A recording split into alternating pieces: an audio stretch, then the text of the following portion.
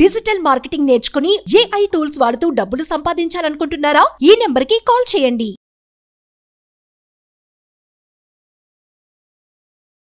నమస్కారం శ్రీ ఆచార్య. నమస్కారం. డబ్బు సంపద ఐశ్వర్యం విషయంలో ఎప్పుడూ నిర్మోహమాటం ఉండకూడదండి. లాస్ట్ వీడియోలో ఒకటి మీరు చెప్పారు, కొంతమంది నేను అంతా మంచిగా చేస్తాను, నాకు ఎందుకు ఇలా జరుగుతుంది అనేటువంటి యాంగ్జైటీలో ఉంటారు. అదో తెలియని ఆందోళన. ఏం జరుగుతుందో ఏంటో వెనక్కి తిరిగి ఆలోచించుకుంటే నాకు తెలుస్తుంది. సో ఆ వీడియో వాళ్ళకి చాలా ప్లస్ అవుతుంది. వాళ్ళకి తెలియకుండానే ఇరుక్కుపోతారు. అవును. ఎందుకు ఇరుక్కుపోతారంటే వాటిని ఆకర్షిస్తారు. వాటిని ఏ విధంగా బ్లాక్ చేయొచ్చు, ఎట్లా క్లియర్ చేయొచ్చు అనేటువంటి విషయాన్ని చెప్పారు. చాలామంది క్లాసెస్ అడుగుతున్నారండి. క్లాసెస్ ఎప్పుడెప్పుడు ఎక్కడెక్కడ ఉండే అవకాశం ఉందంటారు? మనకి 2024 14th జూలై మనకి హైదరాబాద్లో ఉందమ్మా. అలాగే 28 జూలై బెంగళూరులో ఉంటుంది. 14th ఆగస్ట్ వచ్చి విజయవాడలో ఉంటుంది. 11th ఆగస్ట్ వచ్చి అనంతపూర్లో ఉంటుంది. అలాగే మనకు 25 ఆగస్ట్ వచ్చి మనకు స్పెషల్ క్లాస్ ఉంది. స్పెషల్ క్లాస్ మ్యాక్సిమం అటెండ్ చేసే వాళ్ళు ఒక రెగ్యులర్ క్లాస్ అటెండ్ చేసే ప్రయత్నం చేయండి. చేస్తే మీకు స్పెషల్ క్లాస్ చాలా బాగా అర్థమవుతుంది. అలాగే 1st సెప్టెంబర్ వచ్చి విశాఖపట్నంలో ఉంటుంది. అలాగే 8th సెప్టెంబర్ వచ్చి తిరుపతిలో ఉంటుంది. అలాగే మన 15th సెప్టెంబర్ వచ్చి మళ్ళీ రాజమండ్రిలో ఉంటుంది. ఏదైనా క్లాసెస్ వీలైన తొందరగా ఎన్రోల్ చేసుకోండి. ఎందులో ఏం చెప్తున్నారండి? మన సబ్జెక్ట్ మనం వేదం నుంచి తీసుకున్నాము, వేద ప్రమాణంగా మన సబ్జెక్ట్ చెప్తున్నాం అని చెప్పాం. ఎందుకంటే వేదంలో చెప్పిన కొన్ని పదాలు తీసుకొని అవి ఎంతవరకు సరి అని అనే దాని మీద మనం పరిశోధన చేసి అవి సరి అని నిర్ణయించుకున్న తర్వాత సబ్జెక్ట్లోకి వచ్చి అందరికి చెప్పడం జరుగుతుంది. వేదం అనేది ప్రమాణం. ఎందుకంటే మనకి వేదం అనేది ఎప్పుడు మారదు. అది అపౌరుషయం, అంటే ఎవరి చేత రాయబడలేదు, అది సృష్టించాలో జాలువారింది. ఓకేనా? ఆ వేదాల చివరిలో ఉన్నటువంటి ఉపనిషత్తుల సారాంశాన్ని వాటిలోంచి కొన్ని విషయాల్ని రాయడం వల్ల గీతాంజలి రాసినటువంటి ఠాగూర్కి మనకి నోబెల్ బహుమతి వచ్చింది. కాబట్టి అవి ఎంత గొప్ప వర్డ్స్ అనేది మనకు వేదం ఏమి చెప్పింది, ఎలా ఉందనేది మనం కొద్దిగా దాని చిన్నగా విశ్లేషణ ఇద్దాం. మన సబ్జెక్ట్కి వేదానికి సంబంధం ఏందనేది మనం చిన్న విశ్లేషణ ఇద్దాం. సనాతన ధర్మాన్ని అనుసరించి చెప్పబడింది మన సబ్జెక్ట్. ఇక్కడ మనం వేదాన్ని ప్రమాణంగా తీసుకోవాలి. ఓకే? ఎందుకంటే వేదం అపౌరుషేయం, ఎవరి చేత రాయబడలేదు. వేదాలు 3 అని ప్రమాణం. త్రైవేద అజయంత, అలాగే 4 అని చెప్పడానికి ప్రమాణం. ఋగ్వేదో యజుర్వేద తత్రపరో ఋగ్వేదో చత్వర వాయుమే. ఋగ్వేదో భగవో అథర్వవేద, పతంజలి మహాభాష్యం. 3 వేదాల సారమే అధర్వణ వేదం అని చెప్పబడింది. ఓకే. యాక్చువల్గా ఏంటంటే వేదాలు 3. వాటి యొక్క సారం అంటే వాటి యొక్క ఇది తీసుకున్నప్పుడు అధర్వణ వేదం అనేది చెప్పబడింది. ఇక్కడ మనకి వేదంలో ఏం చెప్పబడింది? భద్రం కరణే భీష్ణు యామదేవ. ఎంత చక్కగా చెప్పబడిందంటే, నేను మంగళకరమైన వాక్యములనే వినుగాక. మంగళకరమైన వాక్యములను వినుక అంటే శుభకరమైనటువంటి పాజిటివ్ వర్డ్స్ మాత్రమే నేను వినుగాక. అంత స్పష్టంగా చెప్పబడింది. మన సబ్జెక్ట్లో కూడా అదే కదా, వాళ్ళు పాజిటివ్ మాట్లాడాలి. లేవగానే ఉదయం లేవగానే భద్రం కరణే భీష్ణు యామదేవ ఇలా చెప్తారనమాట. అంటే మంగళకరమైన వాక్యాలు మాత్రమే నా చెవుల్లో వినాలి, నెగిటివ్స్ ఎక్కడ వినొద్దు అని చెప్తారన్నమాట ఉదయం లేవగానే. అంత బాగా చెప్పింది వేదం మనకి. ఇలా ప్రతి దగ్గర పాజిటివ్గానే నడిపించింది వేదం. మనకు విడమర్చి చెప్పేవాడు లేక విదేశీ మోజులో పడి మన సాంప్రదాయాలు మర్చి జీవిస్తున్నాం. అనంతావాయి వేదా, వేదములు అనంతములు. వేదం శృతి మాత్రమే. శృతి అంటే విన్నది మాత్రమే, అది వర్ణించబడింది. అది మానవ శక్తికి అతీతమైనది.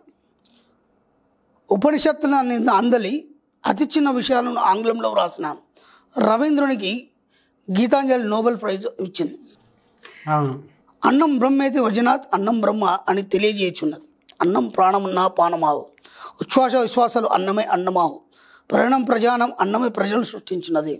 అలాగే పూర్ణమద పూర్ణాత్ పూర్ణమదచ్చితే, నీ జీవితం ఇక్కడ పరిపూర్ణంగా జీవించడానికి ఉద్భవించింది. ఈ విషయం మనం ఎన్నోసార్లు చెప్పుకున్నాం. కాబట్టి పరిపూర్ణంగా ఉంది నీ జీవితం, దాన్ని నువ్వు ఎప్పుడు లోటు చూసుకుంటున్నావు. కాబట్టి ప్రతి దగ్గర కూడా ఏం చెప్పిందంటే వేదం మనకి, ఆంగ్లేయులు మనం పరిపాలించడానికి వచ్చినప్పుడు భారతదేశాన్ని ఎలా పరిపాలించాలి, వీళ్ళు మనం చెప్తే వింటారా అని చెప్పేసి ఒక పరిశోధన చేయడానికి ఒక వ్యక్తిని పంపించారు. ఒకసారి భారతదేశం మొత్తం తిరిగిరా, వీళ్ళని ఎలా పరిపాలించాలి మనం. పరిపాలించినప్పుడు ఆ వ్యక్తి భారతదేశం అంతా తిరిగి అన్నాడు కదా, వీళ్ళని పరిపాలించడం మనకు చాలా కష్టం అండి. ఎందుకంటే భారతదేశం మొత్తం తిరిగితే ఒక బిచ్చగాడు కనిపించలేదు మనకి. ఓకేనా? అందరి దగ్గర బంగారం పుష్కలంగా ఉంది. అందరూ మంచి ఉన్నతమైనటువంటి దుస్తులు కట్టుకొని చాలా గొప్పగా జీవిస్తున్నారు. వీళ్ళకి ఏ అవసరాలు లేవు. కాబట్టి వీళ్ళని మనం పరిపాలించడం కష్టం. వీళ్ళకి ఏదైనా అవసరం ఉంది, ఏదైనా లోటు ఉందంటే ఆ లోటును మనం చూపిస్తూ వాళ్ళ మీద కామెంట్ చేస్తూ వాళ్ళని పట్టుకోవచ్చు, వాళ్ళని వాళ్ళ మీద మనం ఇది చేయొచ్చు. కానీ వాళ్ళు ఎక్కడ కూడా లొంగడానికి లేదు అన్నారు. అంటే మన భారతదేశం, మన వేద సంస్కృతి ఏదైతుందో సంపూర్ణంగా ఎలా ఉండాలి అనేది నేర్పించింది. మనిషి సంపూర్ణంగా ఎలా జీవించాలి అనేది నేర్పించింది. కానీ తర్వాత ఏం చేశారంటే మన విద్యా విధానాలను మార్చి కొత్త విద్యా విధానాలను ప్రవేశపెట్టేసి అప్పుడు మనల్ని బానిసలుగా తయారు చేసి మనల్ని పరిపాలించడం మొదలుపెట్టారు. కాబట్టి యాక్చువల్గా ఏంటంటే మనం చాలా పరిపూర్ణం, చాలా సుసంపన్నం. మన భారతీయులను మించిన ప్రపంచంలో గొప్పవాళ్ళు కానీ ధనవంతులు గారు లేరు. ఇంకొక విషయం గమనించండి, ఎప్పటి నుంచో మన భారతదేశం మీద ఎంతోమంది దండెత్తారు, ఎంతో దోచుకెళ్ళారు. ధనం కానీ, డబ్బు కానీ, బంగారం కానీ, వజ్రాలు కానీ, ఎన్నో సంపద దోచుకెళ్ళారు. ఇప్పటికీ అంతకు రెట్టింపు మన దగ్గర ఉంది. ఇప్పటికీ అంతకు రెట్టింపు మన దగ్గర ఉంది. కాబట్టి మన వేదం మనం ఎప్పుడు కూడా పరిపూర్ణులుగా ఉండాలి. అలాగే మంచి మాటలే మాట్లాడాలి, మంచిగా వినాలి. అలాగే నీ యొక్క జీవితం సంపూర్ణంగా అన్ని సకల సంపద ఐశ్వర్యాలతో కూడి ఉందని వేదం నుంచే మనకు చెప్పబడింది. కాబట్టి ఎక్కడ లోటు లేదు. కాబట్టి మన సబ్జెక్టు కూడా దానికి సంబంధించిందే. ఇక్కడ కొత్తగా ఏం లేదు. కాకపోతే దీన్ని పాశ్చాత్యులు ఎక్కువ పాటిస్తూ వాళ్ళు బాగా అన్ని రకాలుగా సౌకర్యాలు అనుభవిస్తున్నారు. మనమేమో చెప్పేవాడు లేక ఇలాంటి దుర్భర పరిస్థితిలో ఉన్నాం. ఎంత వీలైతే అంత మనం ఈ సబ్జెక్టు వైపు మరలి మన జీవితాన్ని సుఖమయంగా చేసుకోవాలి మనస్ఫూర్తిగా కోరుకు. ఎలా సార్ ఇవన్నీ వేదాల్లో చెప్పబడిందా? వేదాల్లో చెప్పబడింది, ప్రతిదీ కూడా వేదంలోనే చెప్పబడింది. వేదం అనేది ఎప్పటికీ మారదు. ఇతిహాసాలు, పురాణాలు ఆయా కాలమాన పరిస్థితులను బట్టి, ఆయా యుగాల్ని బట్టి మారుతాయి. ఎందుకంటే యుగాలు మారినప్పుడు అక్కడ మనుషులు మారుతుంటారు, అక్కడ పరిస్థితులు మారుతుంటాయి. కానీ ఈ వేదం అనేది ప్రమాణం, అది ఎప్పుడు కూడా ఒకే రకంగా ఉంటుంది.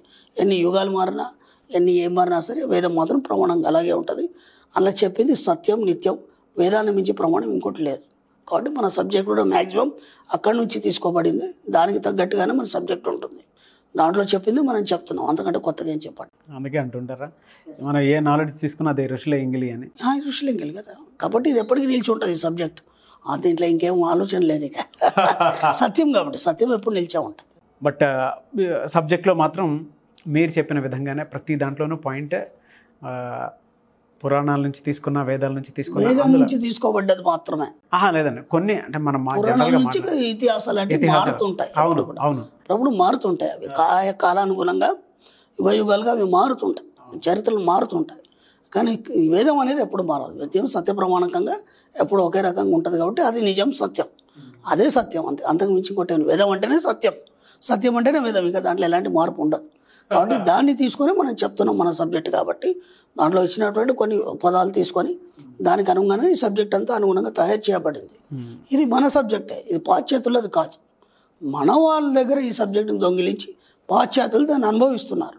మనం దాన్ని మర్చిపోయి మనం ఇలా ఆర్థిక ఇబ్బందులతో మనం బతుకుతున్నాం, అంతే. అంతకంటే కేం లేదు. మన సబ్జెక్టే అది, ఖచ్చితంగా మన సబ్జెక్టే. ఎందుకంటే ప్రపంచం మొత్తానికి జ్ఞానాన్ని ఇచ్చేది భారతదేశం మాత్రమే. ఎలాంటి విజ్ఞానం అయినా సరే భారతదేశం నుంచే వెళ్ళాలి. ఎంత గొప్ప శాస్త్రం అయినా సరే భారతదేశపు ఋషియే అక్కడ వైజ్ఞానికుడిగా జన్మించి తీసుకోవాలి. అది రూల్. అది ఇప్పుడు ఐన్స్టీన్ ఉన్నాడు, సేజ్ ఆఫ్ ఇండియా, భారతదేశపు ఋషి. ఆయన అక్కడ జన్మ తీసుకొని ఆయన కార్యక్రమం ముగించుకొని మళ్ళీ ఇక్కడికి రావాలి. కాబట్టి ఇక్కడ వచ్చేస్తారు, అంతే. ఎవరైనా సరే భారతీయులే, ఇంకెవరు కొత్తగా ఏం లేదు. ప్రపంచం మొత్తానికి జ్ఞానం నేర్పేది భారతదేశమే, అంతకు మించి కూడా ప్రపంచంలో లేదు. చాలా మంచి విషయాలు చెప్పారు. Thank you so much Shri Acharya Anantakrishna Swami గారు. థ్యాంక్ యూ అండి. సుమన్ టీవీలో మీ పర్సనల్ అండ్ బిజినెస్ ప్రమోషన్స్ కోసం కింది నెంబర్కి కాంటాక్ట్ చేయండి.